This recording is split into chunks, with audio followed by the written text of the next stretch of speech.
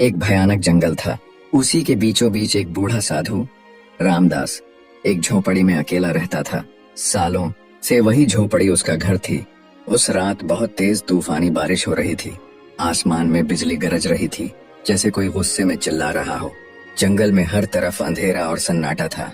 रामदास दरवाजा बंद करके अपनी झोपड़ी में बैठा हुआ था, ताकि बाहर की बारिश और हवा अंदर न आ सके।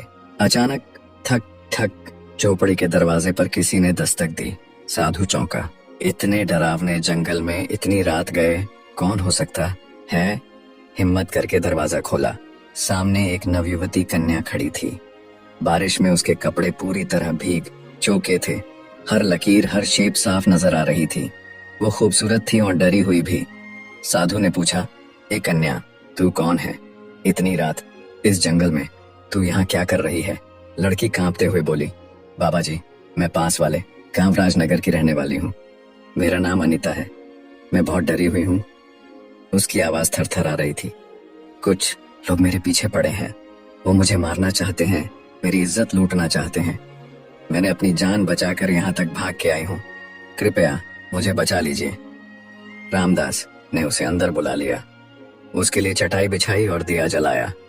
झोपड़ी में अब सिर्फ दिए की हल्की रोशनी थी और बाहर तूफान की आवाज। अनीता की आंखों में डर था। वो कांप रही थी। उसने कहना शुरू किया, मैं राजा विक्रम सिंह की बेटी हूँ। मेरे माता पिता अब इस दुनिया में नहीं हैं।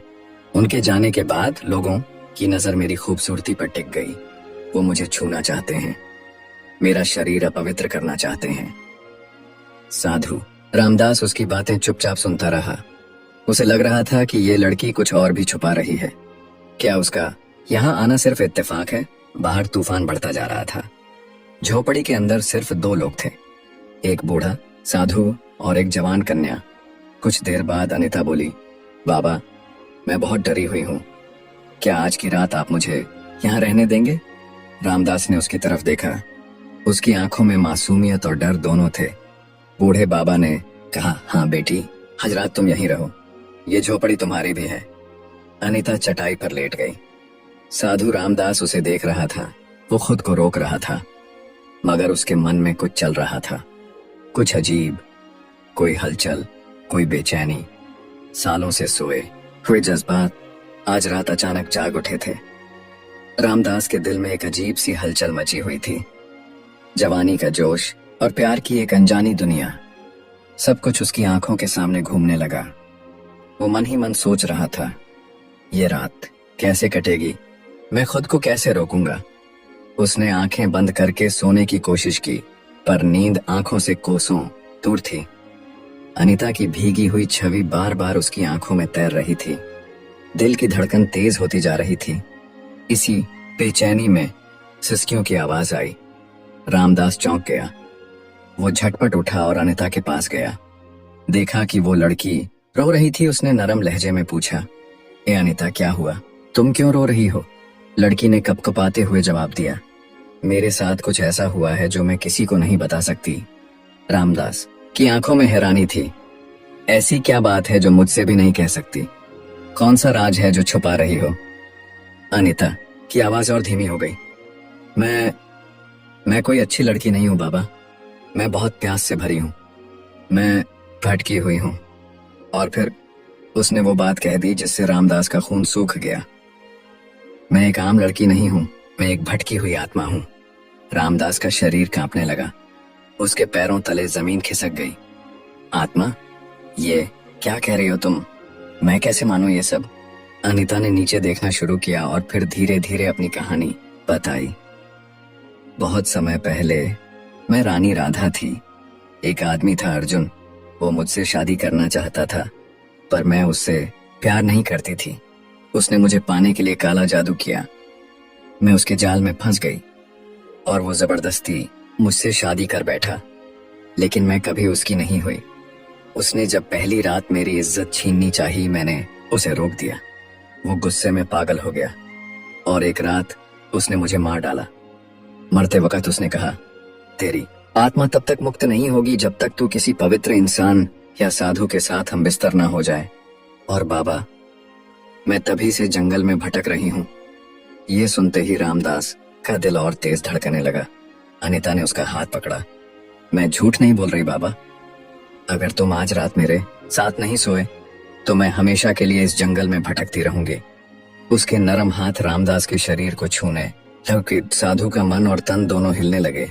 मगर तभी बाहर से एक भयानक आवाज आई, जैसे कोई और भी वहां था। रामदास झट से उठा और झोपड़ी से बाहर भागा। बाहर घुप अंधेरा था। उसने पलटकर झोपड़ी की ओर देखा। अनीता चुपचाप खड़ी थी। अचानक एक काला साया उसके सामने आया। आवाज गूंजने लगी, मैं वही हूं जिसने इस लड़की को तेरे पास भेजा है। वो वही साया था जिसने काले जादू से अनीता की आत्मा को सालों से बांध रखा था। वो जोर से हंसने लगा और बोला, साधु रामदास, तुम अब मेरे जाल में फंस चुके हो। तुम बच नहीं सकते। रामदास ने गहरी सांस ली और शांति से जवाब दिया, तेरा काला जादू मुझ पर असर नहीं करेगा। तूने सोचा मैं एक लड़की की सुंदरता से भटक जाऊंगा? नहीं, ये मेरा रास्ता नहीं है। ये सुनकर अनीता की नजरें नीचे झुक गईं। उसकी आंखों में शर्म थी। साया फिर गरज कर बोला, तुम भी तो इंसान हो, तुम्हारे अंदर भी तो वासना होगी। तुम कैसे बचोगे मुझसे?